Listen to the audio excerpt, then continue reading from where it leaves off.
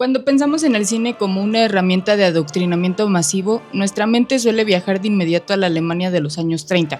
Pensamos en Joseph Goebbels, en el despliegue técnico de Leni Riefenstahl, algo así, con El triunfo de la voluntad, o en la perversidad del judío eterno. El propósito de ese cine era muy claro: manipular a las masas, anular el pensamiento crítico y demonizar a un grupo específico bajo una estética monumental. Sin embargo, los mecanismos de la propaganda no murieron en Berlín, solo cambiaron de trinchera y redujeron su presupuesto. A una década de su estreno, Pink, Adopción Gay, Acierto o Error, de 2016, se mantiene como un fascinante objeto de estudio. En el ámbito de la comunicación social existe el fenómeno del marketing basado en la fe. Su regla de oro rompe el principio básico del séptimo arte. Aquí no se aplica el muestra, no expliques. Aquí se aplica el adoctrina y sé lo más explícito posible. La narrativa y los personajes no importan. Están completamente subordinados a la moraleja. Por eso es que hoy les vengo a hablar de esta atrocidad en el cine mexicano que se llama Pink y que es de Paco del Toro. She was a fairy. Hola, ¿qué tal? Yo soy Lucenal y en este canal analizo películas, series, realities o caricaturas de los 90s y 2000. Y todo este mes decidí que voy a hacer contenido sobre cultura LGBTQ. O sea, lo que me refiero es que tengan esa temática los productos que voy a estar analizando. Y estoy haciendo, sí, un poco de trampa. Sorry, not sorry.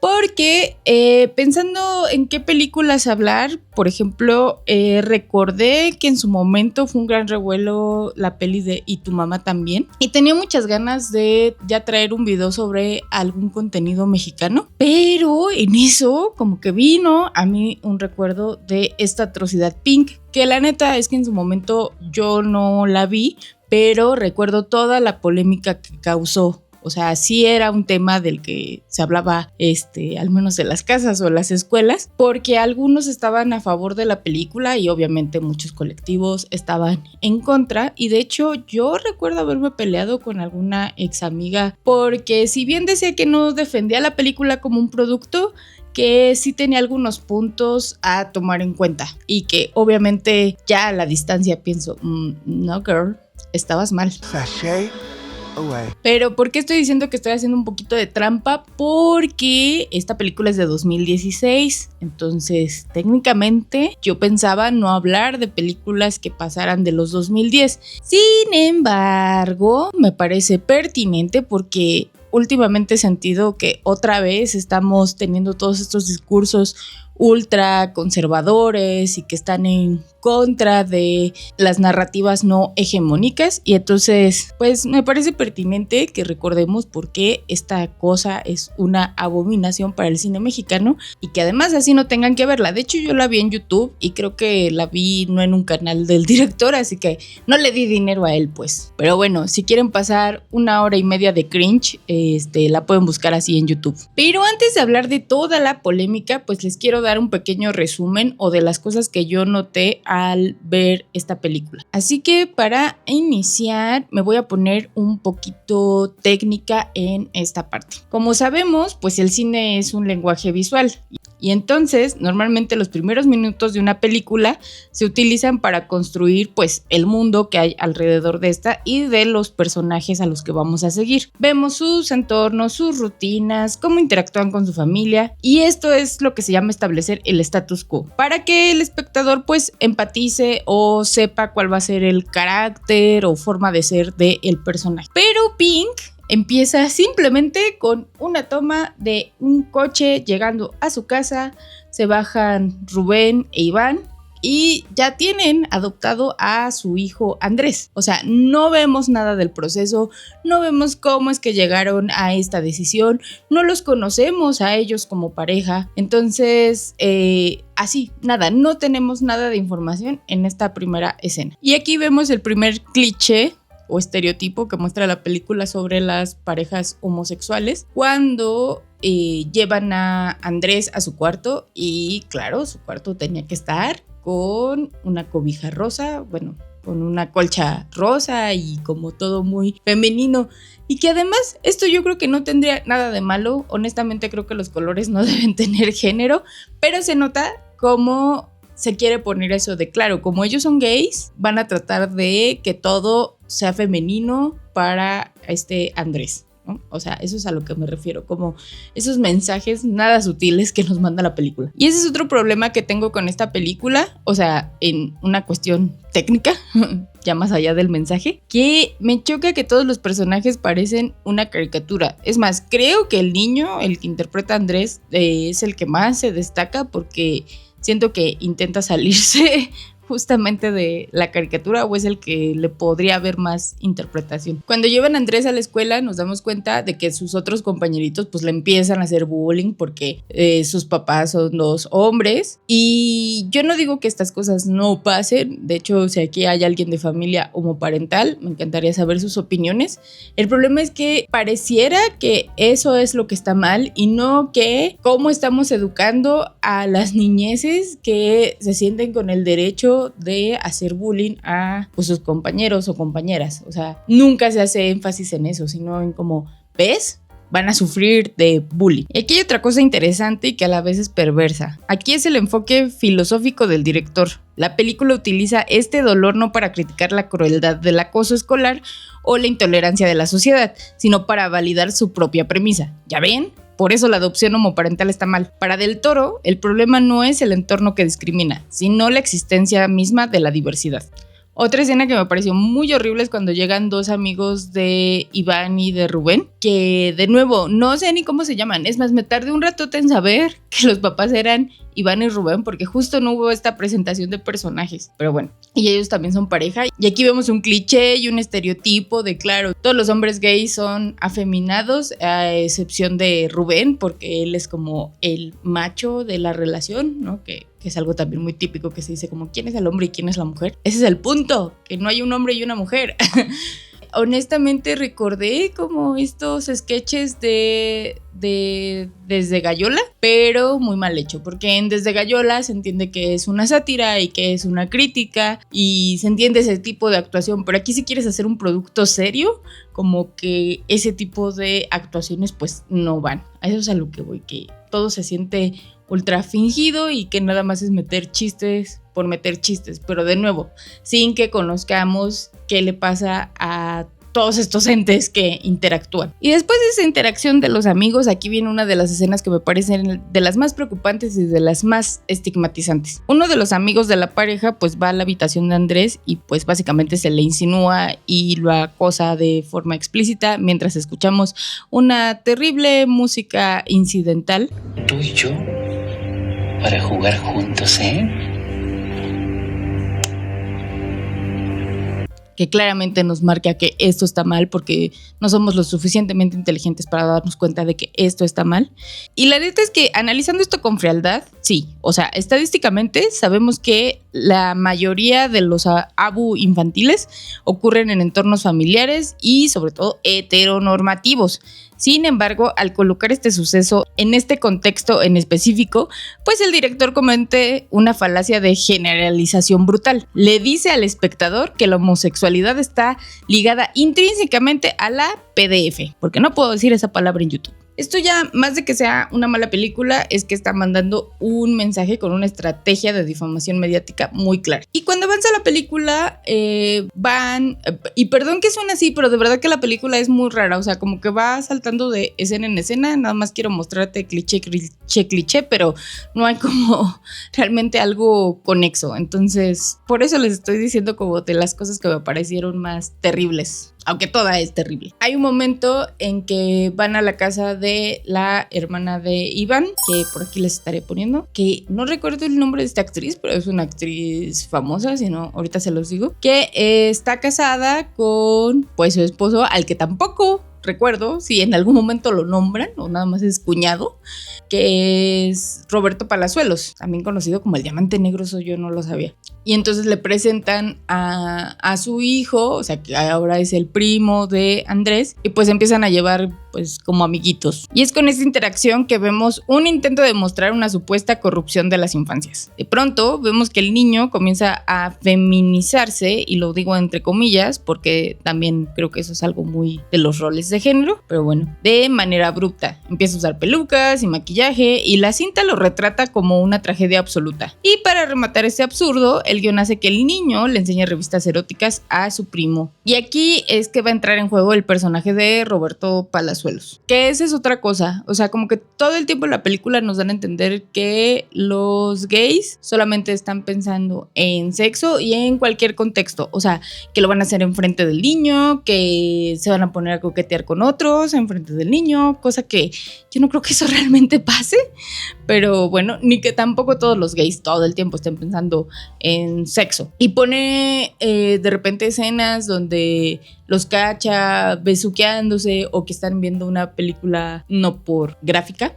Y de nuevo, o sea, entiendo que esas cosas puedan pasar, pero creo que pueden pasar en cualquier hogar, o sea homosexual o sea heterosexual. O sea, no creo que tenga que ver. De hecho, yo diría que mis primeras interacciones con la no pornografía fue porque me juntaba con muchos niños y todos eran heterosexuales, al menos hasta ese momento, y pues era más una cuestión de la curiosidad, que se me hace peor porque estigmatizas la curiosidad que es real, que existe, y además lo pones como esto solo pasa porque ellos son homosexuales. Como ya les decía, Roberto Palazuelos se termina volviendo pues el tío político de Andrés, y él es un abogado que en varias ocasiones defiende legalmente las relaciones homosexuales. Hasta pareciera que es el único deconstruido en esta película.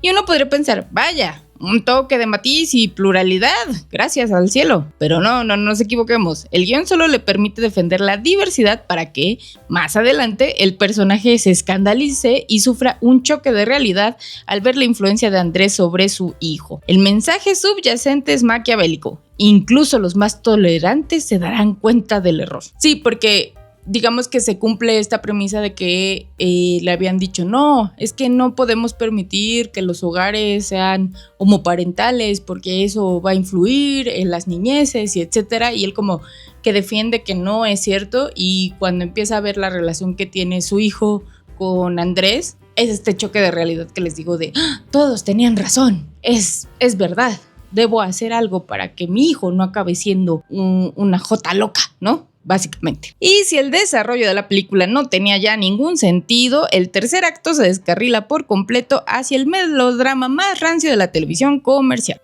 Sí, porque hay un momento en que tú ya no sabes ni qué película estás viendo, según era sobre la adopción homoparental, y de repente esto ya parece una telenovela de pleitos entre Rubén e Iván. Iván y Rubén terminan su relación porque Rubén le es infiel. Iván se refugia en el alcoholismo y descuida por completo a Andrés. De hecho, hay momentos en que pareciera que ya ni tiene a Andrés y de pronto Andrés aparece cuando el guión lo requiere. Y en un intento desesperado por arreglar las cosas, el director nos regala una de las escenas más incómodas del cine nacional, una serenata de reconciliación. O más a ti quiero darte, amor en mis noches plenas. Tan mal actuada, tan carente de ritmo físico y emotivo que destruye cualquier rastro de tensión dramática. Y obviamente no funciona. Además de que se me hizo una escena larguísima, innecesaria, que de hecho sentí que hasta rompían el eje de repente. O sea, es que técnicamente tampoco está muy bien hecha esta película. Y nada más para mostrar que cuando Iván sale a recibir la serenata, los músicos se escandalizan como, ¡ay, le estábamos tocando a un hombre! ¡Qué horror! Pero sí, aunque se reconcilian momentáneamente, Rubén e Iván terminan nuevamente porque, claro, eso es lo único que se le puede ocurrir que pase en una relación homosexual a Del Toro. Es Paco Del Toro, no vayan a pensar que es mi Guillermito hermoso. Y entonces Iván sigue como en este mundo de las fiestas, el alcohol, les digo, pareciera que hasta se le olvida que existe Andrés. También de pronto ya no vemos a Andrés y como que no importa, ya no sabemos cómo es que se está cuidando ese niño. Y entonces, ¿cómo resolvemos este nudo? Con el tropo favorito del cine de adoctrinamiento religioso, el Deus Ex Machina ideológico. Iván regresa a su casa en un taxi y el conductor, un perfecto desconocido, se convierte en un teólogo improvisado que le asegura que Dios puede curar su homosexualidad. Iván decide cambiar su vida milagrosamente, pero como la propaganda exige un castigo para los que no se arrepienten, pues Rubén regresa en la última escena solo para confesarle que tiene VIH. La película cierra de la manera más anticientífica posible, anticlimática y todo lo anti que puedan pensar, como antiderechos, con un texto en la pantalla ya que afirma que estudios científicos, claro, porque los estudios científicos vamos a usarlos cuando nos convenga, demuestra que los entornos moldean y distorsionan la sexualidad de los niños. Ninguna fuente, ninguna cita, solo el dogma disfrazado del dato duro. Sí, así como empezó de abruptamente, termina de abruptamente y anticlimáticamente. A mí me entristece que esta película haya llegado a cines.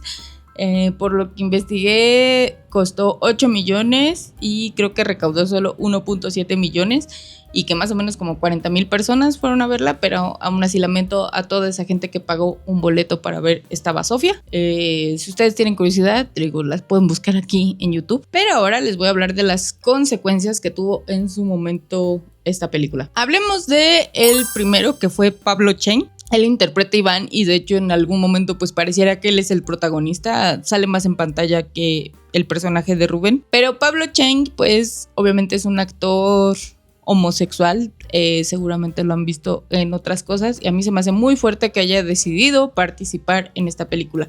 Ahora, esta película también salió porque justamente no creen que se estaba dando adopciones homoparentales, se estaba dando que se legalizara el matrimonio homosexual, o sea, y de ahí ya brincamos a la adopción homoparental, como si adoptar en este país fuera lo más fácil del mundo, pero bueno. Y pues Pablo Chen enfrentó el rechazo de su propia comunidad y pérdida de shows, declaró que el guión fue alterado en postproducción y calificó la película como pura ciencia ficción. Pero él filmó muchas escenas, es más, él filmó pues la escena en la que básicamente están hablando de terapia de conversión. ¿Y cómo me dices que todo eso se alteró en postproducción si tú estuviste en esas escenas? O sea, y entiendo que a veces tienes que aceptar ciertos trabajos, pero creo que una cosa es que digas, bueno, voy a actuar de una persona, no sé, como un AC serial, pero otra cosa que a lo mejor sí puede repercutir en todos tus propios derechos. Porque les digo, él sí es abiertamente parte de la comunidad, entonces no entiendo en qué momento pensó que era una buena idea participar en esto. Y pues sí, perdió mucho trabajo, que pues además su trabajo siempre estaba ligado a la comunidad. Charlie López, que es el personaje de Rubén, es un ex integrante del grupo Garibaldi, que al parecer muchas veces le han dicho que sí es parte de la comunidad LGBT y él siempre lo ha negado. No nos vamos a meter con eso, pero pues muchas marcas comerciales se distanciaron de él para evitar ser asociados con discursos de odio. Y Roberto Palazuelos borró sistemáticamente esta película de su historial público y sus agentes de relaciones públicas omiten el filme para no dañar sus proyectos empresariales. Y algo que también leí de él es que él y la que hace de su esposa, que olvidé su nombre. Miren, acabo de descubrir que el personaje de Roberto Palazuelos sí tiene nombre. Se llama Luigi. Supongo que en algún momento de la película lo mencionan. Pero bueno, al menos para que al espectador se le quede grabado, se tiene que hacer más de una vez. Pero lo curioso es que cuando busqué a la actriz, que es la hermana de Pablo Chen en la película, ponen Luigi's wife. O sea, ella sí no tenía nombre el personaje y es Ana Siochetti. ¿Cómo se pronunciaría? Siochetti. Ana Siochetti. Es que sé que cuando hay dos es y la H, ella, que también aparece en muchas producciones de telenovelas sobre todo. Al parecer, tanto a ella como a Palazuelos les habían dicho que la película solo iba a ser para televisión. Entonces, cuando vieron que estuvo en cartelera, pues se espantaron mucho porque la verdad no creyeron que fuera a ser una película con más difusión. Pero para que vean cómo este cuate tenía muchos contactos, incluso sale Carlos Bonavides y Pepe Magaña, y pues también tuvieron daño mediático por haber participado en esta película, pero pues ambos se defendieron en que simplemente estaban haciendo un trabajo y que pues Paco del Toro paga a tiempo. Si alguna vez vi un video sobre la historia de Carlos Bonavides, que quizás ustedes lo conocen más como Huicho Domínguez, y que justamente hablaban de que perdió toda su fortuna por mujeres, viajes, dronjas, etcétera. Entonces sí me puedo imaginar que pues si para ese momento ya no le estaban dando papeles, aceptar estar en esta película. Hace un papel muy pequeño, pero de todas maneras... Qué horror que ahora te asocien a esto. El destino final de Pink es el recordatorio perfecto de que el público y la industria avanzan. En 2016, Cinépolis se negó a proyectarla, pero me parece que sí estuvo en lo que ahora conocemos. Es que no me acuerdo si era Cinemark en ese tiempo o lo que ahora conocemos como Cinemex. Aquí les voy a poner dónde se proyectó, pero sí creo que solo en Cinépolis no se proyectó. Y esta película estuvo en Netflix, pero hubo una campaña muy fuerte para que la quitaran del catálogo y se logró. En 2017 se quitó del catálogo de Netflix y incluso el mismo Pablo Chang reconoció o agradecía que se hubiera quitado del catálogo. Que haya bajado Netflix Pink de su catálogo. Ajá. Dice estar arrepentido de haber hecho la cinta. Ajá. Él es abiertamente gay. Qué bueno. Pero lo curioso es que no leyó el libreto. Lo que pasa es que mi Pablo Chen pensó, este es un videojuego que únicamente se va a pasar en los templos cristianos que están afiliados a una cierta corriente. Yo creo que el más afectado de todo esto fue Pablo Chang, porque pues al final él sí es parte de la comunidad LGBTQ+, y se arrepiente muchísimo de haber participado en esta película. No sé también qué tanto se le haya prometido o se le haya comentado que era el fin de esta película, pero... Si puedo, aquí les pongo alguna entrevista con sus declaraciones al respecto. Hoy, la productora Armageddon Films ha perdido toda capacidad de distribución masiva. El cine de Paco del Toro quedó relegado a donde siempre perteneció: circuitos cerrados de iglesias y formatos caseros de nicho. Pink no es arte, es un manual de prejuicios mal filmado. Una obra que se queda en la historia de nuestra cinematografía no como una película memorable, sino como el ejemplo perfecto de todo lo que el cine mexicano no debe volver a repetir. Y sí, les digo que me dieron ganas de hablar de esta película porque honestamente creo que es muy fácil caer en ciertos prejuicios cuando hablamos de algo desconocido o de la otra edad. Yo la verdad estoy más metida en el mundo de la discapacidad, pero es algo que también sufren mucho las personas con discapacidad, no se diga las mujeres con discapacidad que deciden ser madres. Hay muchos prejuicios al respecto de que no pueden ser responsables, amorosas, que no pueden cuidar a alguien más, sino que son personas que deben ser cuidadas. Y no es cierto, hay muchas realidades muy distintas. Realmente me gustaría saber si ustedes tuvieron el desagrado de ver esta película, si recuerdan las conversaciones que surgieron al respecto. Yo soy de Querétaro, es una ciudad ultra conservadora y pues sí recuerdo que nadie decía que era una buena película, o sea, porque honestamente es muy mala, incluso aunque estés de acuerdo con todo lo que se muestra, pues no empatizas con los personajes, la narrativa visual es horrible, la música incidental también, o sea, neta creo que es más entretenido ver un capítulo de La Rosa de Guadalupe, pero sí recuerdo que había estas cosas de la conversación como de que, pero es que sí van a sufrir bullying, pero es que sí se van a confundir, pero es que sí van a estar más expuestos a cosas sensuales y eróticas y de PDFs, o sea, sí, todos estos prejuicios, desgraciadamente, creo que aún hoy en día hay alrededor de cómo viven las personas homosexuales y ya no hablemos de los hogares homoparentales. Entonces, si alguien aquí puede compartir un poquito de su experiencia, pues me gustaría saber. Y también déjenme en los comentarios si les gustaría que hiciera un análisis o una revisita. Realmente estos videos voy a soltar mis piensos sobre estos contenidos y que es como para que me pongas de fondo y digas, sí es cierto, yo recuerdo eso, o no, nunca vi esta película o esta serie. No quiero hacer algo mucho más trascendental, lo digo porque de repente en comentarios yo no sé qué estar esperando de este canal, pero bueno, está bien. Solo es como si tuvieras una plática con una amiga muy cool. Pero díganme si quieren que haga un análisis de la película y tu mamá también.